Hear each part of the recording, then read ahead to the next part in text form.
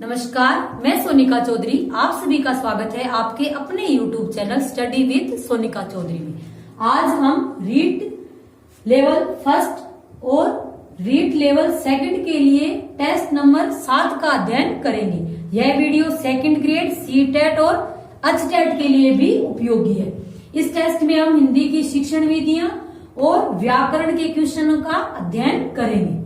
पाठ योजना में प्रस्तावना के प्रश्न पूछे जाते हैं। जो पाठ योजना होती है उसमें सब क्या होती है? प्रस्तावना होती है। प्रस्तावना के प्रश्न पूछे जाते हैं। प्रस्तावना किस पर आधारित होती है? पाठ के संबंध में नई जानकारी देने के लिए, छात्रों की उपलब्धि का स्तर जानने के लिए, छात्रों की जागरूकता जानने के लिए, पाठ का पूर्व ज्ञान से संबंध जोड़ने के लिए। जो प्रस्तावना होती है वो किस पर आधारित होती है? पूर्व ज्ञान पर। यानी प्रस्तावना से अध्यापक क्या जानता है कि बालक को इस विषय का कितना ज्ञान है। पाठ का पूर्व ज्ञान से संबंध जोड़ने के लिए क्या किया जाता है? प्रस्तावना के प्रश्न पूछे जाते। जब बीएड की थी तो प्रस्तावना कौशल किया था ना। प्रस्तावना कौशल हो गया, ब्लैक श्यामपट्ट कौशल भी था। हिंदी शिक्षण में कौन सा विशिष्ट गुण, हिंदी शिक्षक में कौन सा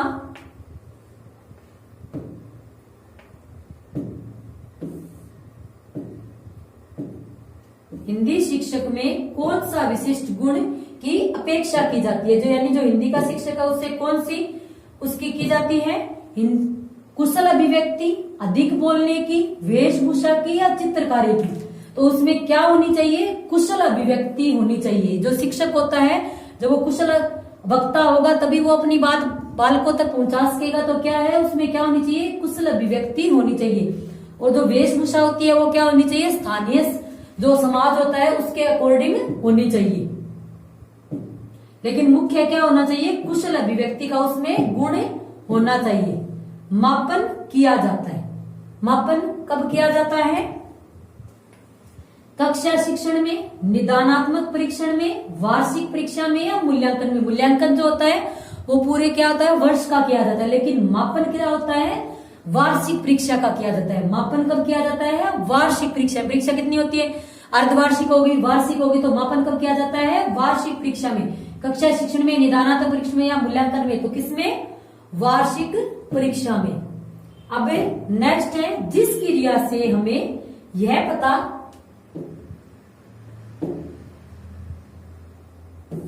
जिस क्रिया में यह पता लगाया जाता है कि बालक भाषा के किस क्षेत्र में कमजोर रहते हैं, वह क्रिया क्या कहलाती है? यानी हमें क्या पता करना है कि बालक किस क्षेत्र में कमजोर है। उपचारात्मक कार्य, निदानात्मक कार्य, मौखिक कार्य या लिखित कार्य? किसमें हमें पता चलता है? निदानात्मक में। सबसे पहले क्या होता है? उपलब्धि परीक्षण। सबसे पहले क्या होता है? उपलब्धि परीक्षण। उसके बाद मान लो टीचर ने क्या किया? टेस्ट लिया। तो वो टेस्ट के माध्यम से हमें उसे क्या पता चलेगा कि बच्चों में कितना अधिगम हुआ है। तो वो क्या है? उपलब्धि परीक्षण। अब जरूर थोड़ी ना, जो क्लास में जो हम लोग भी जब पढ़ते थे तो फर्स्ट सेकंड वाले जो बच्चे एक ही होते थे, लेकिन सर क्या थे? सबको एक समान ही पढ़ाते थे। तो वो क्या है? कभी सर को कैसे पता चलेगा कि बच्चे ने कितना ज्ञान प्राप्त किया? तो उसके लिए क्या करते हैं? उपलब्धि परीक्षण। तो उपलब्धि परीक्षण में कई बच्चे कमजोर हो गए, कमजोर आए तो उनके लिए क्या करेंगे? निदानात्मक। निदानात्मक में क्या होता है? कारण का पता लगाया जाता है। अब निदानात्मक परीक्षण के बाद क्या किया जाता है? उपचारात्मक परीक्षण किया जाता है। अगर एक भी बच्चा अगर इसमें कमजोर रहा है तो उसमें क्या है? यानी उसका क्या है? उपचारात्मक शिक्षण किया जाएगा। और जो उपचारात्मक शिक्षण होता है उसमें जो बच्चे मान लो जो जिनका क्लियर है उनको उनमें नहीं बैठाया जाता। निदानात्मक और उपचारात्मक उन्हीं का किया जाता है जो अध्ययन में कमजोर होते हैं। अब नेक्स्ट, कविता शिक्षण का प्रमुख उद्देश्य है। कविता शिक्षण का प्रमुख उद्देश्य क्या है? शब्दार्थ बोध, भावानुभव, मनोरंजन या मापन करना। तो कविता शिक्षण का क्या होता है? भावानुभव। क्या होता है? कविता शिक्षण से हमें क्या होता है? भाव अनुभव होते हैं या रसानुभूति होती है। तो वो किससे होती है? कविता शिक्षण से। प्राथमिक स्तर पर कविता शिक्षण की उपयुक्त प्रणाली है। और जो छोटे बच्चे हैं उनको हम कविता शिक्षण के लिए कौन सी प्रणाली अपनाएंगे? व्याख्या प्रणाली, जो लेक्चर मेथड है, व्यास प्रणाली, तुलना प्रणाली, गीत या अभिनय प्रणाली। छोटे बच्चों को जब पोएम सिखाते हैं, जैसे early to bed, early to rise, next a man, ऐसे उसको ऐसे उसको क्या करते हैं, साथ में अभिनय करना सिखाया जाता है। यानी किससे सिखाएंगे, गीत व अभिनय। जैसे हम बच्चे थे, ट्विंकल ट्विंकल लिटिल स्टार, तब की जो याद की हुई है अभी तक हमें क्या है वो याद है। क्यों याद है, क्योंकि हमें वो किससे सिखाई गई थी, गीत विधि व अभिनय विधि से सिखाई गई थी। अब व्याख्या प्रणाली, जो लेक्चरर होते हैं जो क्लास में आते हैं और लेक्चर देके चले जाते हैं। व्यास प्रणाली क्या होती है, जो महाराज कथा करने नहीं आते उनकी जो पीठ होती है उनको क्या बोलते हैं, व्यास। वो भी किसकी तरह होते हैं, एज ए लेक्चरर, वो अपना जैसे भाषण वगैरह वो देते हैं। तुलना प्रणाली, तुलना में क्या होती है, दो की तुलना। जैसे राम रहीम जी के दोहे पढ़ाए, इधर किसके, कबीरदास के दोहे पढ़ा के उनमें तुलना करना। तो छोटे बच्चे कहां से तुलना करनी सीखेंगे, तो प्राथमिक स्तर में क्या होता है, गीत व अभिनय प्रणाली के माध्यम से सिखाया जाता है। भाषा शिक्षण में वाचन से पूर्व लेखन, यानी भाषा शिक्षण में वाचन से पूर्व लेखन की शिक्षा का प्रतिपादन किसने किया था। भाषा के कौशल कितने हैं, 4, सुनना, बोलना, पढ़ना और लिखना। तो अब कौन कह रहा है कि पहले बच्चे को लिखना सिखाओ, Henry Caldwell Cook, Maria Montessori, Kilpatrick Watson. Maria Montessori ने किस पर बल दिया था, लिखने पे। मारिया मोंटेसरी क्या कह रही है, पहले बच्चे को लिखना सिखाओ, पढ़ना तो अपने आप सीख जाएगा। तो इन्होंने किस पे बल दिया था, लिखने में। भाषा शिक्षण में वाचन से पूर्व लेखन की शिक्षा किसने दी थी, मारिया मोंटेसरी ने। अब नेक्स्ट, व्याकरण ज्ञान की आवश्यकता होती है। क्यों होती है, भाषा को बोलना सीखने के लिए, भाषा के शुद्ध प्रयोग के लिए, भाषा को समझने के लिए या भाषा को समझाने के लिए। व्याकरण ज्ञान की आवश्यकता क्यों होती है, भाषा के शुद्ध प्रयोग के लिए। जब व्याकरण का ज्ञान होगा तभी बच्चा क्या है, भाषा का शुद्ध प्रयोग कर सकेगा। भाषा शिक्षण में दृश्य सर्वे सामग्री साधनों का मुख्य प्रयोजन है। यानी ये सामग्री कितने प्रकार की होती है, 3, दृश्य सामग्री, सर्वे सामग्री और दृश्य सर्वे। अब जो है ये ब्लैक बोर्ड है, तो ब्लैक बोर्ड जो क्लास में होता है वो क्या होता है, दृश्य सामग्री। अब सर्वे सामग्री जो रेडियो पे चलता था पहले, तो वो किसी क्या है, उसमें सिर्फ सुनाई देता है, तो वो कौन सी होगी, सर्वे सामग्री। अब दृश्य सर्वे दोनों, मोबाइल हो गया, टेलीविजन हो गया, तो वो किसमें आते हैं, दृश्य सर्वे सामग्री। तो इनका मुख्य प्रयोजन यानी क्या उद्देश्य है, शिक्षक के कार्य को सरल बनाना, छात्रों की विभिन्न इंद्रियों को क्रियाशील बनाना, छात्रों को नवीन उपकरणों के प्रति उत्सुक बनाना या पाठ में कक्षा का अवधान बनाए रखना। इसका क्या तात्पर्य है कि छात्रों की विभिन्न इंद्रियों को क्रियाशील बनाना। इंद्रिया कौन सी होती है, आंख, कान, नाक, त्वचा, ये क्या होती है, इंद्रिया होती है। अब मान लो क्लास के अंदर है, अध्यापक ग्लोब ले आए, तो जो नए कई बच्चे उनका नहीं देखा हो तो वो उसको देखेंगे, उत्सुकता से देखेंगे कि नहीं देखेंगे, तो उनकी क्या है, इंद्रिया जागृत होगी। तो क्या है, छात्रों की विभिन्न इंद्रियों को क्रियाशील बनाने में। कई बार जो पढ़ा हुआ है वो हमारे याद नहीं रहता, लेकिन जब हम कुछ वस्तु देखते हैं तो वो हमें याद रहती है। जब हम कहीं घूमने जाते हैं तो दूरों या किले वगैरह जो भी देखते हैं तो हमें याद रहते हैं, जीवन भर की हम बता सकते हैं कि हम वहां गए थे, हमने वहां वो देखा। लेकिन क्या होता है, पढ़ा हुआ ज्ञान हम भूल सकते हैं, लेकिन जो इंद्रियों से हमें प्राप्त होता है वो ज्ञान क्या हो जाता है, स्थायी हो जाता है, वो हम नहीं भूलते। अब ये जिस बोर्ड है इसमें इतना इसका यूज नहीं किया हुआ।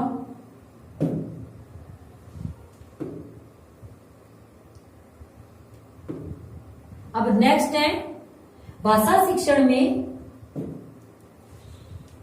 शुद्ध उच्चारण के लिए किसका प्रयोग किया जाता है, श्यामपट्ट का, लिंग्वाफोन का, ग्रामोफोन का या एपिडायस्कोप का। तो शुद्ध उच्चारण के लिए किसका किया जाता है, लिंग्वाफोन का। ऐसे एक फोन होता है उसमें बच्चे बोलते हैं तो वहां उसका उच्चारण होता है। तो इस शुद्ध उच्चारण के लिए किसका प्रयोग किया जाता है, जो ये क्या होती है, इनकी लैब होती है भाषा की, तो वहां किसका प्रयोग किया जाता है, लिंग्वाफोन का। श्यामपट्ट ब्लैक बोर्ड होते हैं, या ग्रामोफोन क्या होता था, जैसे पुराने टाइम में जो गाने नहीं चलते थे, ऐसे एक जो ऐसे बना हुआ था और ऐसे करके उसके ऐसे गोल चक्कर से ऐसे टच होता था, तो ऐसे वो गाने चलते थे, वो क्या था, ग्रामोफोन। और एक होता है एपिडायस्कोप, लेकिन जो उच्चारण के लिए क्या है, लिंग्वाफोन होता है। अब नेक्स्ट है, प्राथमिक कक्षाओं के विद्यार्थियों के लिए कौन सी विधि आपकी दृष्टि में उत्तम होगी।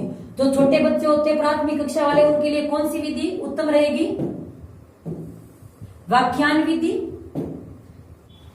प्राथमिक कक्षाओं के विद्यार्थियों के लिए कौन सी विधि आपकी दृष्टि में उत्तम है, कौन सी कक्षाओं के लिए, प्राथमिक कक्षाओं के लिए, व्याख्यान विधि, समस्या समाधान विधि, आगमन विधि या निगमन विधि। तो जो छोटे बच्चे हैं उनके लिए कौन सी उपयोगी है प्राथमिक कक्षाओं के लिए? आगमन विधि। व्याकरण की शिक्षा किसके माध्यम से दी जाती है? आगमन विधि।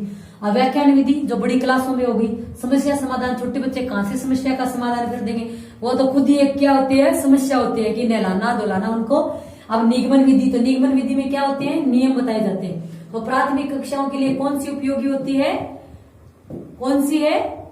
आगमन विधि उपयोगी होती है। आगमन विधि में छात्र अग्रसर होता है।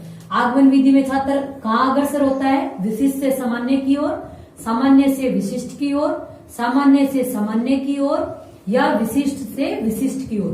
जो आगमन विधि होती है वो क्या होती है? विशिष्ट से सामान्य की ओर होती है। यानी आग क्या होती है? विशिष्ट होती है। अब नेक्स्ट है, उपचारात्मक शिक्षण में नहीं होना चाहिए। यानी पहले उपलब्धि परीक्षण, बाद में निदानात्मक, फिर बाद में क्या होता है? उपचारात्मक शिक्षण। जब शिक्षक उपचारात्मक शिक्षण करता है तो उस समय क्या नहीं होना चाहिए? उत्साहवर्धन, उपहास, सहानुभूति या अभ्यास। तो उस समय क्या नहीं होना चाहिए? उपहास, यानी हमें उसका मजाक नहीं उड़ाना है। उससे हमें क्या होना चाहिए? उसका उत्साहवर्धन भी करना चाहिए कि यस कि हाँ बेटा आप कर सकते हो। उसको सहानुभूति भी, उसको क्या कहते हैं? आप बार बार इसका क्या करो? अभ्यास करो, इससे आप क्या है? सीख जाओगे। अब नेक्स्ट, भाषा शिक्षण सूत्र का मूल स्रोत कौन सी भाषा है? यानी जो भाषा शिक्षण की सूत्र विधि है उसका मूल स्रोत कौन सी भाषा है? कौन सी भाषा है? हिंदी भाषा, संस्कृत, उर्दू या अरबी? तो ये कौन सी भाषा है? सूत्र विधि किससे आई है? संस्कृत भाषा से आई है। अब नेक्स्ट है, बालक की प्रकृति के अनुकूल विचार विनिमय का श्रेष्ठतम साधन है। यानी बालक की प्रकृति के अनुकूल राजभाषा, हिंदी भाषा, मातृभाषा या विदेशी भाषा। तो बालक को किसमें शिक्षा दी जानी चाहिए? मातृभाषा में देनी चाहिए। यानी वो अपने जो विचार है वो किससे भाषा में व्यक्त कर सकता है? मातृभाषा। मातृभाषा यानी माँ की भाषा। और गांधी जी ने भी इस पे जोर दिया था कि बच्चों को क्या है? जो शिक्षा किसमें देनी चाहिए? मातृभाषा में, न कि अन्य भाषा में, न कोई विदेशी भाषा उनमें नहीं देनी चाहिए। अब नेक्स्ट है कि जो व्यक्ति संतोषी है वे सदा सुखी रहते हैं। यह किस प्रकार का वाक्य है? सरल वाक्य, संयुक्त वाक्य, मिश्र वाक्य या इनमें से कोई नहीं। यानी जो व्यक्ति संतोषी है, यानी जो व्यक्ति संतोषी है वे क्या रहते हैं? सुखी रहते हैं। तो ये कौन सा वाक्य है? मिश्र वाक्य। तो ये कौन सा वाक्य है? मिश्र वाक्य है। अब नेक्स्ट, मक्खी पर मक्खी मारना। यानी मक्खी पर मक्खी मारना मुहावरे का सही अर्थ क्या है? समय व्यर्थ गंवाना, व्यर्थ के काम को लगातार किए जाना, छोटी सी बात को बढ़ा देना, इनमें से कोई। यानी मक्खी को मक्खी मार रहा है, बार बार यही काम कर रहा है, तो क्या कर रहा है? वो व्यर्थ के काम को लगातार किए जा रहा है। यानी वो क्या कर रहा है? मक्खी पर मक्खी मार रहा है। इनमें से आज्ञार्थक वाक्य कौन सा है? इनमें आज्ञार्थक वाक्य कौन सा है? वह अपना काम पूरा नहीं कर पाया। यानी आज्ञा किस वाक्य में दी गई है? भारत एक महान देश है, उसने सबको आमंत्रित किया होगा, आपको यह कार्य तुरंत कर लेना चाहिए। इसमें क्या दी गई है? आज्ञा दी गई कि मैं आपको आज्ञा देता हूं कि आपको यह कार्य तुरंत कर लेना चाहिए। बाकी सभी ये कौन से नहीं है? आज्ञार्थक वाक्य नहीं है। अब नेक्स्ट है, अयोग्य व्यक्ति को पैसा मिलना। यानी अयोग्य व्यक्ति को क्या है? पैसा मिलना। तो बिल्ली के हाथों छिंका टूटना मुहावरे का इसका क्या अर्थ है? छप्पर फाड़ कर बरसना, अंधे के हाथ बटेर लगना, ठोकर से घड़ा फोड़ना। यानी अयोग्य व्यक्ति को क्या होता है कि अंधे के हाथ क्या लगी? बटेर लगी। अंधा व्यक्ति है, वो कुछ देख भी नहीं सकता, तो उसको क्या पता कि क्या मिला है? उसको बटेर मिली है या कोई फल मिला है। तो क्या है कि अयोग्य व्यक्ति को पैसे मिलने का, यानी अंधे के हाथ बटेर लगना। अब नेक्स्ट है, निम्नलिखित में से अर्थ के आधार पर कौन सी लोकोक्ति सुमेलित नहीं है? घर फूंक कर तमाशा देखना, स्वयं की हानि करने पर भी अफसोस न होना, डूबते को तिनके का सहारा, असहाय के लिए क्या होती है? थोड़ी सहायता भी बहुत उपयोगी होती है। 500 उंगलियां घी में, कहते हैं ना आजकल तो उसकी उंगलियां घी में है, ये घी में थोड़ा सा सारा दिन डुबो के रखेगा। इसका क्या मतलब है कि उसको लाभ ही लाभ हो रहा है। बिल्ली के गले में घंटी, यानी स्वामी के बल पर सेवक का साहस। तो कौन सा सुमेलित नहीं है? D option. यानी बिल्ली के गले में क्या है? घंटी। तो इसका क्या मतलब है? कठिन कार्य संपन्न करना। क्या है? कठिन कार्य। बिल्ली है, बिल्ली किसको खाती है? चूहे को खाती है। तो पहले एक कहानी नहीं सुनी तो उसमें क्या कहा था कि बिल्ली के गले में क्या कर दो? घंटी बांध दो। तो ये कठिन कार्य का कौन करेगा? तो क्या है? कठिन कार्य संपन्न करना। तो इसका क्या अर्थ होगा कि कठिन कार्य संपन्न करना। अब नेक्स्ट है, निम्नलिखित में से कौन सा राजस्थानी शब्द सुमेलित नहीं है? अपने राजस्थानी शब्द का भी तो एक टॉपिक है, तो इनमें से कौन सा जो है वो सुमेलित नहीं है? मधुआ, मस्त, लिलाड़, मस्तक, निछावर, न्योछावर, उनियारो, घर। तो इसमें से कौन सा सुमेलित नहीं है? उनियारो। उनियारो क्या होता है? शक्ल और सूरत। उनियारो किसको बोलता है? बोलने जाता है शकल सूरत को। अब जब हम नानी के घर पे जाते हैं तो हमें कोई देखते हैं, जब बड़े बुजुर्ग होते हैं तो वो हमें देख के उनकी शक्ल से हमारी पहचान देते हैं ना, अरे ये तो उसकी बेटी है, ये उसका बेटा है। तो वो क्या हमारा क्या पहचानते हैं? उनियारो बोलते हैं। तो कहते हैं ना इसका उनियारा तो अपनी माँ से मिल रहा है। तो वो उनियारा क्या होता है? शक्ल और सूरत। घर को क्या कहते हैं? गे है बोला जाता है। घर को क्या बोला जाता है? गे। अब नानी के घर पे जाते हैं तो एक अच्छी बात क्या होती है कि नानी के घर में हमें अपनी माँ के नाम से पहचाना जाता है, और बाकी जगह हमें किसके नाम से पहचाना जाता है? अपने पिता के नाम से। अब मधुआ का अर्थ क्या है? मस्त। लिलाड़ ये क्या होता है? जो मस्त का माथा बोलते हैं। निछावर यानी अपने उसने प्राण निछावर कर दिए, यानी वो न्योछावर हो गया। अब नेक्स्ट, निम्नलिखित में से तत्सम शब्द नहीं है। अब तत्सम शब्द कौन सा नहीं है? अक्षर, अमूल्य, अमरचूर्ण या पंक्षी। तो कौन सा नहीं है? इसमें से कौन सा तत्सम शब्द नहीं है? पंछी नहीं है। अगर इसकी जगह क्या होता? पक्षी होता। क्या होता? अगर पक्षी होता तो ये क्या होता? तत्सम शब्द होता। और ये क्या है? पंक्षी क्या है? तद्भव शब्द है। अब अक्षर को क्या कहते हैं? अक्षर। अक्षर को क्या बोला जाता है? अक्षर। अमूल्य को क्या बोला जाता है? अमोल, यानी जिसका कोई मोल न हो। अम्रचूर्ण किसको बोलते हैं? जो सब्जी में डालते हैं ना, अमचूर्ण, जो खटाई होती है, अमचूर्ण। अचार, आलपिन। क्या है? अचार, आलपिन, अचार, आलपिन, आलू, इस्पात। अचार, आलपिन, आलू और इस्पात ये किस भाषा के शब्द है? फारसी भाषा के, पुर्तगाली भाषा के या तुर्की भाषा के? दो बार आ गया पुर्तगाली। ये तो किसके हैं? पुर्तगाली। पुर्तगाली क्या करते हैं? अचार खाते हैं, आलू खाते हैं, आलपिन, इस्पात। तो ये सपने जो एक टॉपिक है कि विदेशी शब्द, तो अचार, आलपिन कौन से शब्द है? पुर्तगाली भाषा के शब्द है। निम्नलिखित में से कौन सा संकर शब्द नहीं है? अब संकर शब्द क्या होते हैं? जो दो भाषाओं से मिलकर बने हैं उनको क्या कहते हैं? संकर शब्द कहा जाता है। रेल यात्री, टिकट घर, जांचकर्ता, दीवार। तो कौन सा नहीं है? दीवार नहीं है। रेल यात्री, रेल क्या होती है? अंग्रेजी का हो गया। यात्री किसका शब्द हो गया? यात्री संस्कृत भाषा का। टिकट क्या होती है? अंग्रेजी की। घर क्या होता है? हिंदी का हो गया। जांचकर्ता किसका शब्द है? जांचकर्ता क्या होता है? फारसी का। कर्ता किसका है? हिंदी का शब्द है। और दीवार है जो क्या है? एक संकर शब्द नहीं है। संकर शब्द क्या होते हैं? दो भाषाओं से मिलकर जो बनते हैं उनको क्या कहते हैं? संकर शब्द उनको कहा जाता है। जो सत्य बोलता है, क्या है कि जो सत्य बोलता है वह नहीं डरता है। यानी जो सत्य बोलता है वह नहीं डरता है। इसमें कौन सा सर्वनाम है? संबंधवाचक सर्वनाम, पुरुषवाचक, निश्चयवाचक या अनिश्चय? जो सत्य बोलता है वह नहीं डरता है, इसमें कौन सा है? वो संबंध बता रहा है। तो कौन सा आ गया? संबंधवाचक सर्वनाम।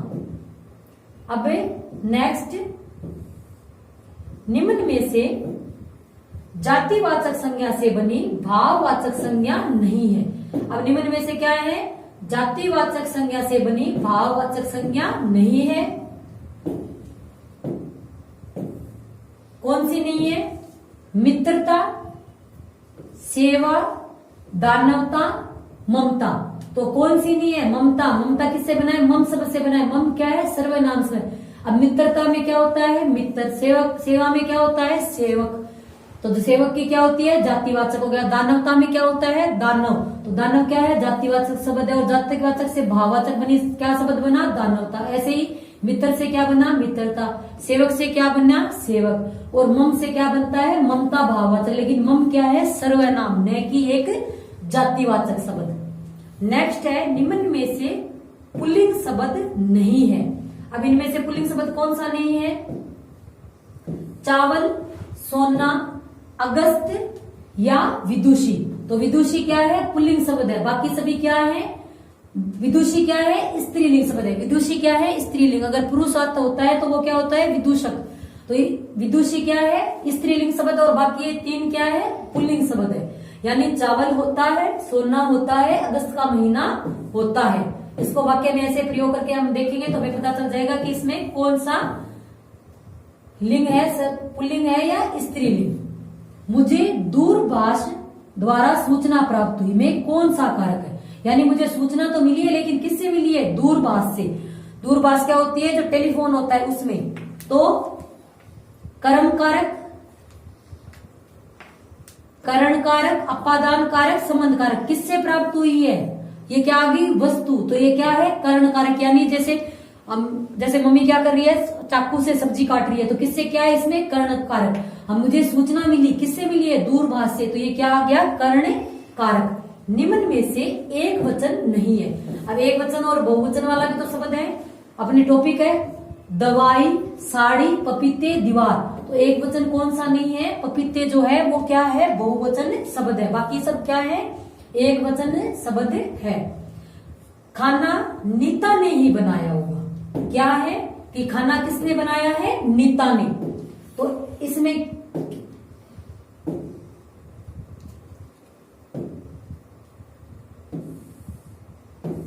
खाना नीता